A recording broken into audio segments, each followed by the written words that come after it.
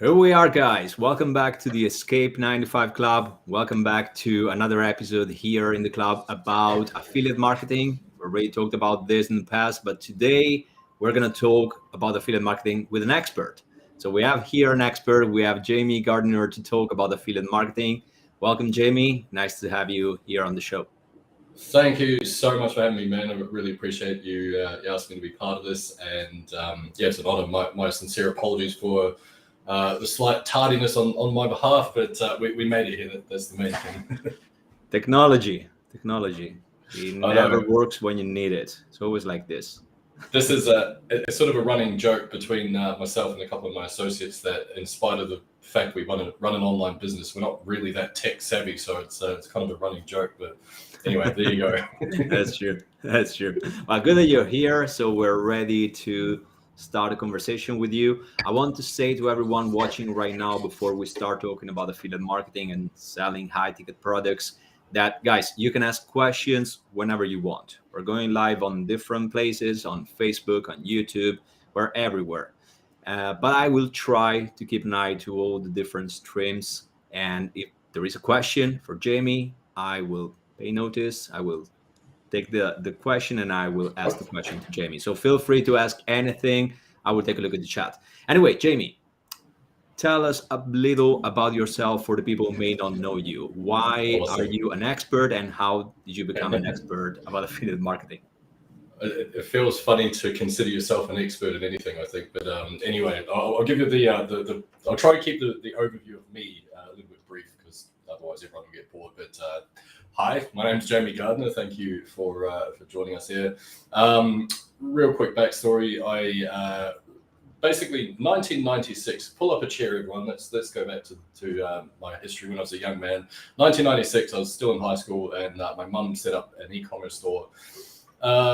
Basically before Amazon, before Google, pretty much just taught herself to code, and then created this e-commerce store, which she later sold in 2021. And so I was very inspired by her lifestyle growing up. She managed to semi-retire at a pretty young age, and many years later, 2011, when I started looking into affiliate marketing, I thought there's a bit of a disconnect here. Here I am. I was working in the financial markets at the time, a pretty stressful role, dealing with a product called derivatives. So it was pretty full on. And at the time, I was looking at her lifestyle. She was traveling all around the world, doing all this stuff. And here I am, just stuck in the corporate office, just grinding it out for someone else. So I thought there's something wrong here. There's something wrong with this picture. So that's what got me into affiliate marketing. I thought, how can I transfer the skills that I was using in my day job, which was related to the trading in financial markets. And so I started setting up blogs, and then kind of didn't really go anywhere with that. So then got into CPA marketing. And then I thought, well, it's in my roots to get into e-commerce. I started setting up e-commerce stores. That was in sort of 2015. Unfortunately, had some financial setbacks, went bankrupt 2015. And later ended up leaving the workforce 2017. I started with all the skills that I built from running ads for e-commerce stores. I had enough skills to then do lead generation for small business. So started my own digital agency in 2017 and made life very hard for myself. I only had one client when I left work. And then later I kind of struggled for many years, and then tried a whole bunch of stuff, Kindle and Amazon FBA, and like I say, CPA marketing, running ads on every conceivable network and setting up a network of blogs and all sorts of SEO. So you name it, I've tried everything. And later in 2018, I finally started to get some success in my agency, and I was working on behalf of another agency that was doing white labeling for them and running all their Facebook ads. And so end of 2018 comes, I've been working my butt off for the entire year, and I was due for this big check just prior to Christmas, and it never came. And I basically brought all the marketing in-house. I thought, okay, well, that's fair enough. It's this is just business. Wasn't offended by any stretch of the imagination. But then they said, oh, we can't actually afford to pay our creditors. I thought, okay, well, that sucks. And what that led me to do is go, okay, well, how can I be in a situation where I have some degree of control over my income? And so I turned back to what I've been doing in the background anyway, which was affiliate marketing. And I started doing something called launch jacking for low ticket products. And then what I kind of hadn't really considered for many years is that I'd actually been selling stuff in my corporate role for many years, and I had sold millions of dollars worth of trading products and insurance and real estate stuff, and you name it, I sold a bunch of stuff, and for some reason it never dawned on me that I could just bring that skill online, and here I was just trying to do all this complex stuff, and realistically there was actually no reason. And then later in 2019, I actually met what would later become a very good friend of mine and mentor, and he sort of took me under his wing late 2019. And we basically kicked off something called the Super Affiliate Accelerator. This is with Jacob Karras, who's my friend and mentor, and another gentleman by the name of Chris Donnelly. And within about 14 months, we had hit $1 million in revenue through that funnel. We've got an award from ClickFunnels for clocking through that. And unfortunately, I normally have it on my wall behind me, but I went away for a week, and my wife decided to put up all this Christmas stuff instead. So unfortunately, I've got no awards sitting there to prove my claim. We trust you. We trust you with that. Yeah, sure it happened, Jamie. Sure you did. And so that's pretty much it. And then from that initial sort of starting point, late 2019, when we kicked off SAA, I went from floundering around. I was just doing all sorts of stuff to then within about 7 days, I had my first $1,000 day. And then I thought, wow, that was pretty incredible. It was a life-changing moment for me, probably the wealthiest I've ever felt, to be perfectly honest. And it turns out it wasn't a fluke. I actually did the same thing the next day, and then that led to my first 10K month, and then things have sort of blown up in my business since, and sort of transitioned in the last year or so. And now I am still a high ticket affiliate, but I also have my own coaching program as well. So that's kind of where things have gone and how things have rolled out. So anyway, I tried to keep that as brief as I could. Hopefully I didn't lose too many people in the crowd there. That was perfect. That was perfect. Pretty impressive, especially for people who don't know anything about affiliate marketing. I think people are thinking, what are you talking about? Like, how did you do that? Like, I don't even know what affiliate marketing is. So let's take it from the basics. Let's talk about affiliate marketing, what it is, and then we will get into the technique, everything you do. So I want to just make everything super clear for everyone. So anyone who wants to start making money with affiliate marketing, they know exactly what to do. So let's start with basics, what affiliate marketing is. Awesome. Okay, so the way that I always explain it to people that are new to this, it's kind of like when you go to, perhaps you're looking at buying a new car, and you would go to a car dealership, and the car dealer, the person that you're dealing with, doesn't necessarily need to own the vehicles to be able to sell them and then receive a commission for doing so. Similar to perhaps a real estate agent, and I understand that different parts of the world things are done pretty different, but in Australia, for example, we have a listing agent. They will list a property and then they sell that on behalf of the vendor. They receive a commission for doing so.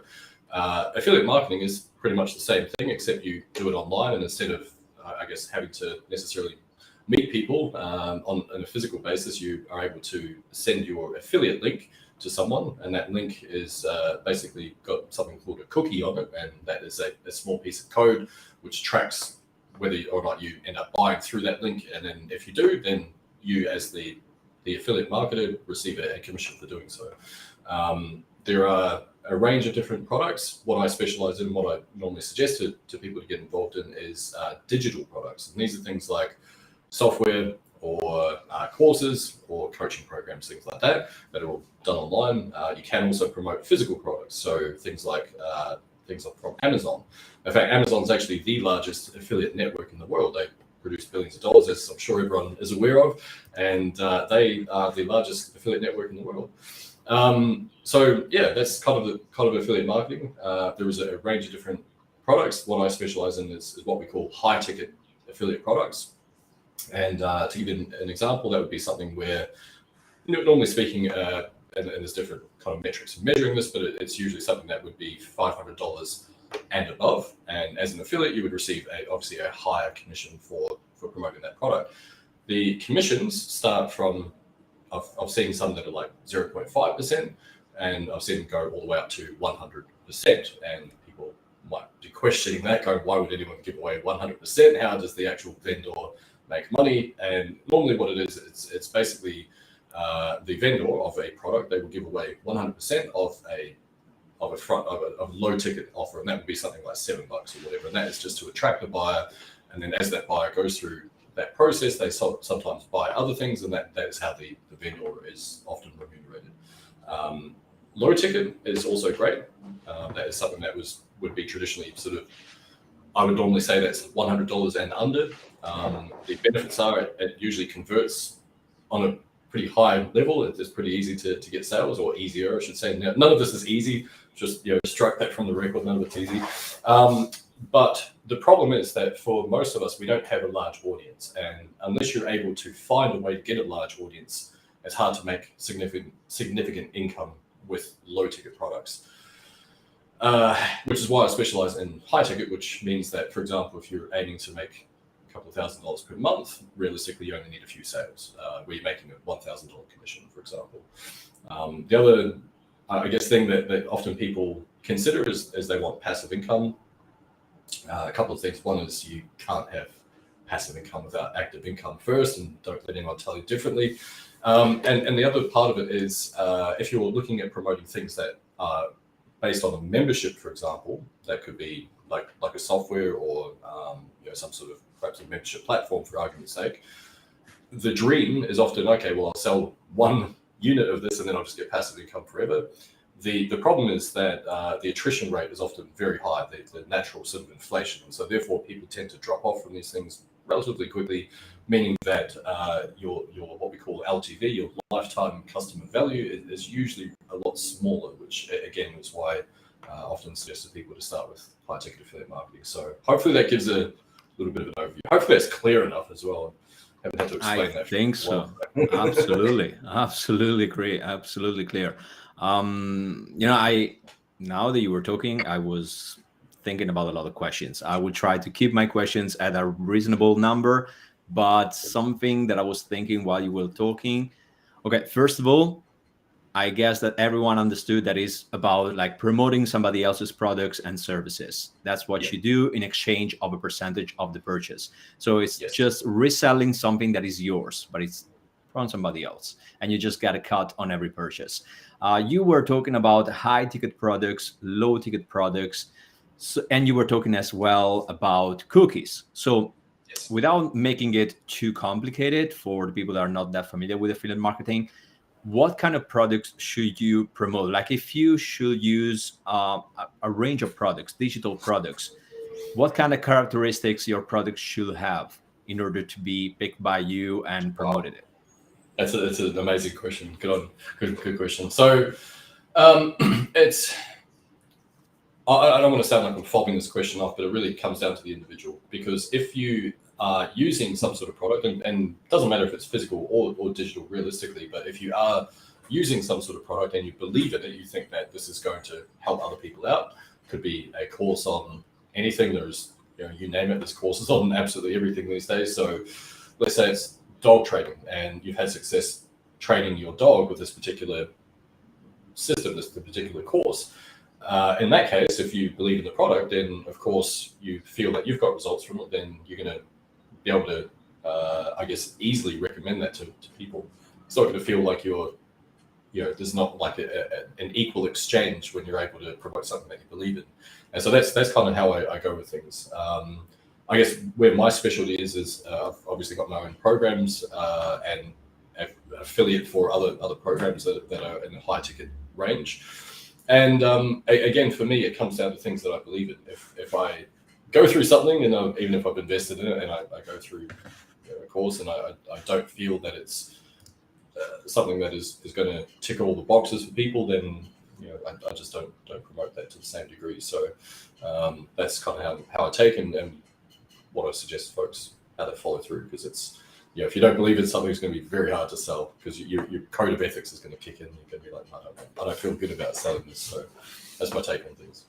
Of course. And where can you find those products? Like, are you looking for products that you use, or do you go on affiliate marketplaces to find those products? You can sign up as an affiliate. How do you find them? Yeah, so it's a little bit easier than you might think, because if there's any, and feel free to throw it in the comments, is there any particular software anyone uses here? If there is, feel free to throw it in the comments. What I'd suggest is, if you scroll right down to the very bottom of the page, there'll be something there that either says affiliates or partners or something to that degree. Associates is another one, and therefore, if they do have an affiliate product, affiliate offer, then by all means, feel free to sign up for it. They often will pay anywhere, like I say, between lowest I've seen is about 0.5% for usually physical products, but normally for digital products, you're looking at a larger clip, anywhere from sort of 20%, typically around sort of 40 to 50%, normally speaking. You can go on to ClickBank, see someone that's mentioned that there. ClickBank is a marketplace for courses and softwares and different products, and you can obviously purchase things from there if you choose to. It's also a marketplace, but you can become an affiliate for a lot of products there as well. Or just ask. I can send you whatever you want. Understand that I'm an affiliate as well, of course. But having said that, it really depends on what you're wanting to achieve and I guess what you're wanting to promote as well. So ClickBank. You also got other platforms such as there's private networks. There's like shareasale.com. That's typically for physical products. What else have you got? Things like Commission Junction. Again, that's typically for physical products. Yes. ClickBank is a range. They do have both physical and digital products there as well. And sometimes it just takes a bit of Googling as well. A bit of research. Yeah. And sometimes I think that you just need to take a look at what you're already using. Like, to give you like a super simple example, right now to do this live and go live on different platforms, I'm using a product called Restream. I'm pretty sure that many of you are familiar with this product. It's a software or it's a web app that allows you to go streaming, to go live on different platforms like YouTube and Facebook and LinkedIn and so on. So since I use it and I love it and it has a great user experience and it makes my work really simple, I became an affiliate for this product. So I promote it. I think that first you have to start with what you use, you understand, and that's exactly what you can suggest to your audience, because you already know everything about this product. Otherwise, maybe if you sign up for a product you never used, like you get on ClickBank and you sign up for a product you never used, what if these people who should buy from you ask you a question about this product? You don't know anything. So how can you reply to those questions? So maybe it makes sense to start with products that you're using right now, because you just do a list, become an affiliate for them, and just promote them. Yes, 100%.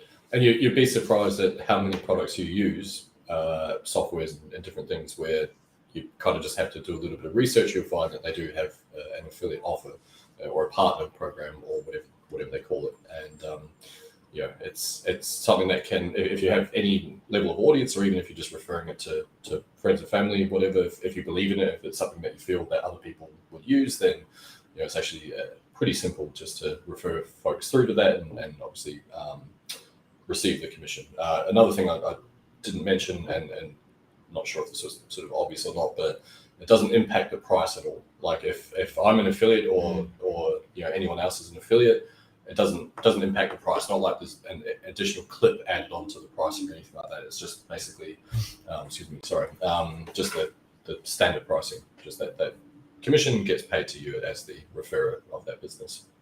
Absolutely. Is there anything that stops you from promoting a product? Like, for example, do you promote mainly recurring payment products because you make a purchase once and then you get the recurring commission? Or do you promote just products that have a specific price? Is there something that stops you? Like, you see a product, you want to promote it, but then you think, no, maybe I shouldn't be an affiliate for this product. Is there something that you would avoid? So a couple of things. I guess firstly, there are sometimes restrictions from product vendors. They might need to see a certain level of experience before they will allow people to promote their products. That is quite commonplace, and that's because they need to protect the integrity of the actual brand itself. Right. And so they need to see that there is actually a track record there. That's not always the case, because obviously someone has to get a start somewhere. They just need to know that, like, how you're going to promote it, things like that. So usually, if you're just up front, just saying, "Hey, I'm brand new, I'm giving this a shot, and this is how I intend to promote," they're usually pretty cool with it. But just every now and then, you'll come across that. In terms of the recurring, I think a lot of people buy into the dream. Cool, I'll sell something once, I'll make a ton of cash out of it, like forever. And yes, there are instances where I've sold something. I've got people that are still sort of underneath me, so to speak, of things that I've sold back in 2017, which is cool. That means, for 5 years or whatever it is, nearly 6 now, my goodness. I have received passive income, which is kind of cool, right?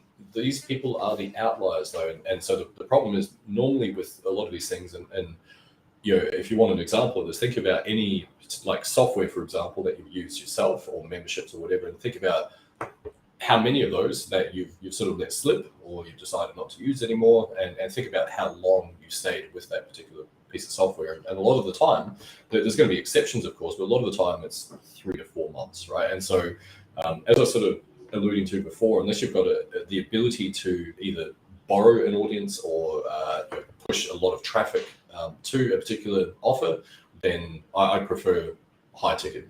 And the reason for that is because you don't have to fight that natural attrition rate, which does happen. And that's where a lot of people kind of get a bit confused about this. And also, just quite simply, if you're selling something, you're receiving $1,000 per sale, then in theory, if I'm to make $10,000 per month, I only need to find 10 customers. Now, again, I don't want to make this sound like it's easy. It's not. I'm not saying it's super easy to do.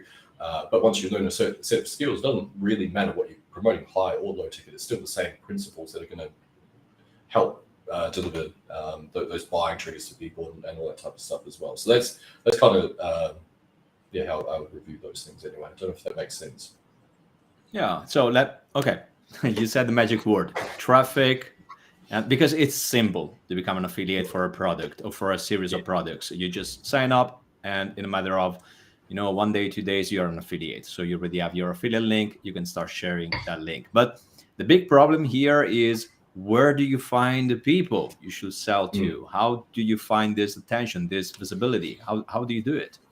Yeah, it's a really good question. So one of the ways that a lot of the time, if people were to go and find information like affiliate marketing related courses, a lot of the time it sort of gets sold like it's this big easy thing, and all you need to do is like get a funnel, which is a fancy way of saying a website that sells stuff, an email follow-up system, they call that an autoresponder, and basically you glue all that together, and then hopefully there's going to be traffic out there, right? And so there are many ways to do the same thing to achieve the same goal.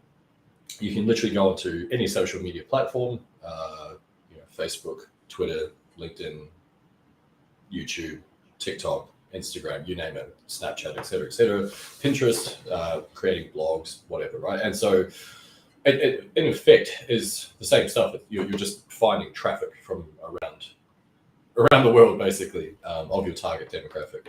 I would encourage everyone to start really simply and start with one platform to start with. If you go on to, say, for example, Facebook, that's where I do the bulk of my business. It's where I've had the most success. I find it very easy to go and find people. I have a Facebook group, and I basically get folks into my Facebook group. I have a pretty unique system for selling stuff in there, and that's how I do things. A lot of other people have jumped onto that as well. It works exceptionally well. There's been many millions of dollars made through just Facebook alone, through Facebook groups and just their profile, things like that. But if you're not into Facebook, that's completely fine. You can do the same thing on Twitter. You can do the same thing on Instagram. It really doesn't matter. It's still similar principles. It really is just about building that audience. And I guess in order to sell something that is higher ticket in nature, you need to have, I guess, a certain depth within your audience as well, a certain depth of relationship. And that can happen through content, it can happen through intimate sort of settings, through Zoom, things like that. Really depends on how that works, or just people reading screeds of your stuff and then deciding they're going to make a buying decision as well. So yeah, hopefully that makes sense. So you prefer to go one-on-one, like when you say just pick a platform, pick a social media, and then find the people you want to talk to. I just put a thing there, maybe it's wrong, but let's assume that I get into a Facebook group. Should I start a conversation with individuals, like with specific people, and tell them that I have a product they may like, or how do you address them? So the way that my process works, and this is kind of what I teach my students and what I encourage folks, is if you have your own Facebook group, and it doesn't matter if it's brand new, you don't need a large audience, by the way. Like I've had students that have come through that have less than 40 people that are making high ticket sales. You don't need a huge audience for this stuff to work. Like I say, it's really the depth of relationship that you have with people.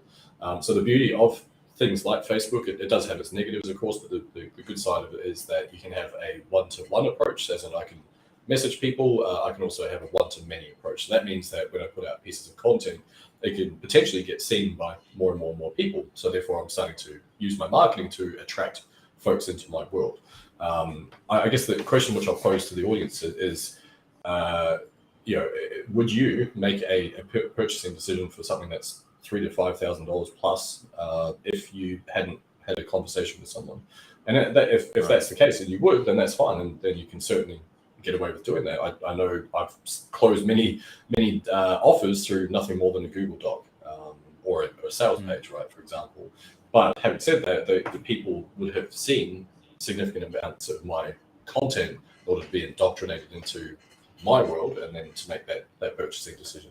And so my take on it is it's very easy just to have a quick conversation and build that relationship and see whether or not you can actually help those people out. It might be the case that your particular opportunity or whatever it is that you have might not be the right thing for folks as well. And so if you're able to say that to people, there might be something else that you can help them with as well. It builds a sense of trust within your audience, which that's going to be how you're going to build a long-term business, is being able to build that depth of relationship and that trust with your audience by helping them understand.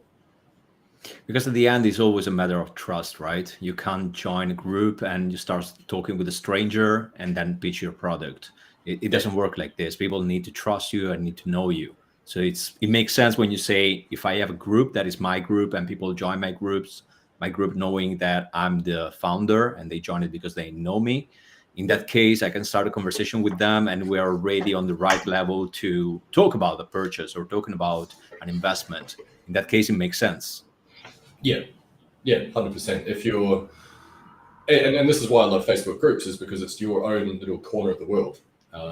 You can, like I'm pretty laid back in my group. I cuss sometimes. I go live. I do things that I probably wouldn't do from my profile because I feel a little bit safer, even though effectively my Facebook group is a larger audience. I feel like my little corner of the globe. So I'm a little bit more relaxed in there than I would be perhaps on my profile, for example, which is why I like it. And you can have folks in there that you deliver value over time and document what you're learning as you go through and help folks out. And you'd be surprised quite often.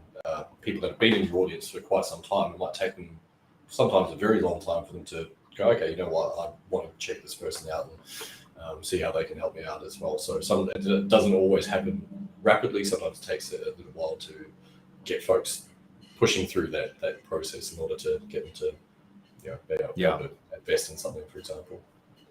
Yeah, it's about having in mind the long game. So you know that if you work on something, you create trust with your following, you grow your community little by little, it will pay eventually. People will come back to you and they will be happy that you supported them for a long time.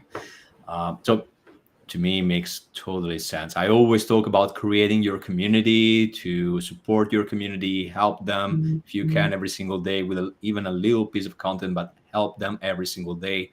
And then you would see in the long game, you would see that it pays really well. That's what it is.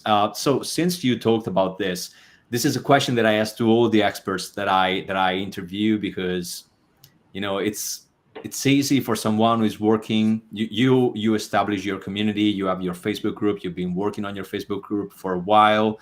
So right now it's like a snowball effect. You already started and it's getting bigger and bigger. But let's assume that you're starting from zero. Okay, you don't have anything. You don't have anything anymore. You just have everything that you learned along the years. What would you do if you should start from zero? Yeah, it's a really good question. So my journey took me 7.5 years to crack my first 1K day. And so it's an interesting thing, because I often say, like, it actually only took me 7 days, but it was 7 days after 7.5 years of struggling, right? And so then when I got super focused on the right things, then life became very simple. So I think that the biggest thing I would suggest is learn the fundamentals. And what I mean by that is learn how to sell. And even because a lot of people go, I hate selling, I'm never going to sell anything. Well, sales is absolutely everywhere in your entire life. I'm sorry, but it is absolutely everywhere. If you have attracted a partner into your life, there's a sales process. If you've bought anything, through a special deal, there is a sales process there. If you're trying to encourage your kids to go to bed early, there's a sales process that happens there. Like, you name it, there is a sales process. Job interviews, you don't really rock up to your job interview wearing your worst suit and smelling like 3 days old, something out of the fridge. So you try and look your best. That's the sales process. So learn sales, because not only will it make you a better marketer, but you can also start to spot certain things that are happening around you, and you can sort of see when you're part of someone else's sales process as well. And that will feed you for life if you understand the principles behind selling. And furthermore, with sales, if you learn that is going to tie into how you craft your offer, how you display your opportunity to people. It's going to dictate how your copywriting goes, because obviously if people are going to purchase something, they probably need to read a few things first. So therefore, if you're able to write what we call copywriting, and sorry, I'm not sure if folks understand that or not. So basically, if you're able to write content in a very specific way, which sort of, I guess, taps into people's frustrations and what they would like, and sort of helps to push them along the pathway a little bit further towards their goals, etc., and helps them make a buying decision, things like that. So those are the things that they're never going to change, because they're based on human psychology. And so I would spend probably a disproportionate amount of time learning that stuff, even though it's probably, it's not the hacks, it's not the tips, it's not the super fun, techie stuff, but it's the stuff that won't really go out of style quickly. It might evolve over many years, but probably won't go out of style. So I learned that. If I was to start again, I probably wouldn't do anything overly different than what I'm doing now, which is I'm on Facebook. But like I said, it doesn't really matter the platform. I've started venturing over to Twitter recently as well. I've also picked up leads and sales from LinkedIn before.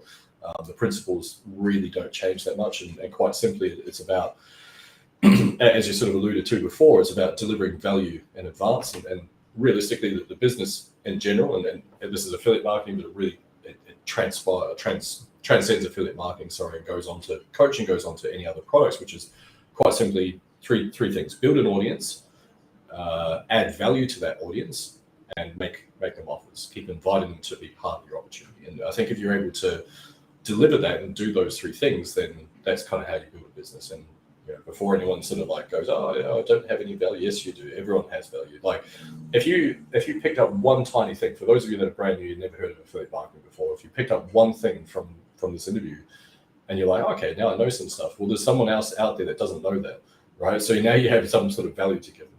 Plus, people like going on a journey, right? And if you document what you're doing, you're like, cool, well, today I learned what high-ticket affiliate marketing is. Sweet. Okay, well, this is where I'm going. Like, let's go on an adventure together. Let's see if we can make this thing work. It's pretty cool. And so people like that. They like getting unraveled into people's stories as well, which is kind of cool. So very, very long-winded answer, but quite simply, I would focus on the fundamentals. I would build an audience. I would discard, I don't know, this sounds very counterintuitive. Like I say, I've won awards for clocking $1 million through different funnels and things like that. But you don't need a funnel to get started. Please don't smite me down, Russell Brunson. But you don't, like, I would get rid of all the techie stuff. Like, it's just going to confuse you to start with. I would literally just find something I believe in. I would learn to create an offer. And what I mean by that is basically how are you presenting that to your audience? And sort of how can you, I guess, raise the perceived value of that offer, of that opportunity, and then just go and start communicating with people and basically keep it really, really basic. And then once you start to get some success, once you get proof of concept in your own mind by potentially making a sale or getting a few leads, then I would start to look at reinvesting that into building out layers in your business, building out funnels, building out your email sequences, trying to remove yourself from the acquisition process a little bit. And that's how I build it, just piece by piece, layer by layer, but focusing very much on the fundamentals because they don't really change. So very long-winded answer, sorry. That was perfect. It's basically about keep it simple at the beginning, and simplicity is the way to start. You just need to grow your community, grow your following, help them, support them, and then ask them to take action, because you can't pretend that people will buy from you without asking them to do that. So once in a while, you have to get into the habit of asking for them to buy something or to purchase or to take action with something that you have. That's even a habit that you have to embrace, because it's sometimes at the beginning it's really uncomfortable to Yes. ask for someone to Yeah. buy your product. So the more you get into the habit, the more normal it will be for you, the more natural it will be for you at the end. Yeah, 100%. And going back to my comment before, sales is not a comfortable thing for a lot of people, and I get why a lot of folks are kind of like, they always 70 is to succeed. Yeah, no, you don't have to. You can. I've had people. I've got one student at the moment who's made 25, 30 odd sales in less than a month, right? Like from starting, it doesn't have to take as long as I did. Please don't think that's the case. Don't have to wait 7 years and then all of a sudden you'll make something work. And sorry, I lost my train of thought. What was the question there? No question. I think it was Yeah. pretty clear for everyone. I'm taking a look at the comments if there is any question, apart from the funny comment from Eric. Wait 7 years to succeed. That's amazing. Let's see. Let me take a really quick look to the comments. Learn to close two is different than selling when asking a prospect even interested in your offer. Some people get nervous. Absolutely. I think that it's spot on what you said. It's about like learn how to sell, because selling is everywhere. Marketing is everywhere. Even if you don't want to learn marketing, you can look around and marketing is everywhere. Selling is everywhere, not just in business, it's in everything. So it's absolutely a great suggestion that you gave there. And absolutely start from simple things. Simple things are always the best ones to start with. Find your audience. So start creating content, because content is the hook that attract your audience. Keep helping them, be consistent, and then ask them to take action. That was spot on, Jamie. Thanks so much for that. Anything else you want to add to anything, like without any questions from my side? Yeah. So you touched on something then, and I've sort of already was saying that as well. But there's something I try to adopt into my business, which is there's a philosophical principle. It's called Occam's razor, which is more simply put, the simplest options are more often the best. And so one thing, it's very easy to overwhelm yourself with this stuff. Like there's so much information, there's so many ways to do things, and like I think half the battle is really just focusing on one pathway and just going just as focused as you possibly can on that, and remove all those distractions. Remove the hey, this new traffic source is the best thing ever. From my experience, there's no one traffic source which is quote unquote the best. I've found that they all do the same thing. It's there's like people are saying Facebook's dead. I'm like, well, there's 1 point something billion people on the platform. I don't really think it's dead. If it's not necessarily a better platform per se. It's the way that you communicate with your audience, and as you were saying as well, it really comes down to some basic principles. I personally think building a personal brand has been the most simplest thing to do. Like I say, 7.5 years of smashing my head on a brick wall trying to get all this complex stuff working, chatbots and different complex funnels and stuff like that. That I was trying for years. And realistically, when I really just got super simple, super focused, and I just went, okay, how can I attract people into my world? How can I deliver value in advance? How can I get folks into a sales call and deliver value there? And for the record, and anyone that's been through my quote unquote sales process, that's not. I don't believe in high pressure stuff. Like it's just a conversation, and so. And then what you'll find is when you build that equity within your audience, a lot of the time, even if you're not actively selling per se, folks will come back to you and wish to buy things anyway because you've helped them out with things. And that's sort of my methodology, and that's kind of what I focus on. And at some point, you might want to adjust things. Like I say, I've closed many sales through just a Google Doc. I've closed many sales through just Messenger, where I've never actually spoken to people before. Like whatever your thing is that you're comfortable with, or you feel that you can do, focus on that, and then just don't get distracted by all the stuff that's going to be around you, and then focus on keeping things simple and then adding layers to your business as you go. Love it. Well, Jamie, thank you so much for being here with us. If anyone wants to know a little more about you or buy one of your courses or get in touch with you, where can they find you? Reach out to yourself, and we can chat. But yeah, if you'd like to find me, feel free to head over to my group. I've got pretty cool. Well, I think it's cool anyway, and it's ultimateaffiliategroup.com. Otherwise, check out jamiegardner.com, and you can keep in touch, and love to hear from folks as well. Nice. I'm going to put the link anyway in the description wherever we're streaming. I'm going to put all the links, so if anyone wants to get in touch with you, they know where to find you. Well, thank you so much for this interview. I hope you enjoy it. I hope you are coming back in one of the future episodes here in the Escape 95 Club. Maybe we can address another aspect of affiliate marketing or talk about other things, because you're not an expert just on affiliate marketing, but you know a lot of other stuff that you can share here for the audience. And I hope that people are happy with all the value that we dropped here. Remember that we go live every week. I interview experts. I do, as you said, Jamie, I drop value as much as I can here. I go live at least once per week. So join the club, join the Escape 95 Club. And again, Jamie, thank you so much for being here. I really appreciate it. My pleasure. Thanks so much for having me. And yeah, thanks so much, everyone. Really appreciate you guys tuning in as well. Well, guys, here we go. Thank you so much for being here, watching. I'm going to see you in the next episode here in the Escape 95